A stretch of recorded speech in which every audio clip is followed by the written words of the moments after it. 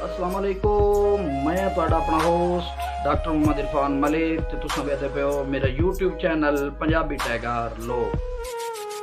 ते साडे इस चैनल ते स्पैशल नित नवें तो नवें दौड़े रिकॉर्ड होंदे न तुसां बिरावां और तुसां वीरां दी खास और स्पैशल फरमाइशां ते अज सानू जनाब अली स्पैशल फरमाइश की इटली तो साडे वीर साडे बिरा जनाब सरदार साकिब खान बलोच हाल मुकीम इटली। उन्हां दी स्पैशल फरमाइश ते चंद कीमती गल्लां चंद कीमती दौड़े बेदिल्ला ओ वेले ही हुण लै गए नी जदा नित मुलाकात हो वंजनी।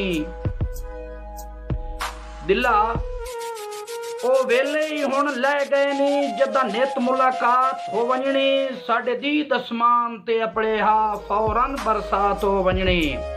तुवे उवे अज नू कोल बहा के राजी जिन्ना कोल खान साहब अध रात हो वंजनी। साडी अख उदा जदन भी रोवे हा उदे सोच कायनात हो वंजनी।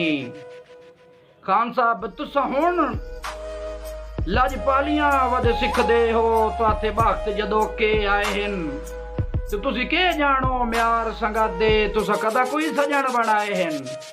तो तुसा लोकां वास्ते कौल बजुर्गां किसे हद तक सच फरमाए हन।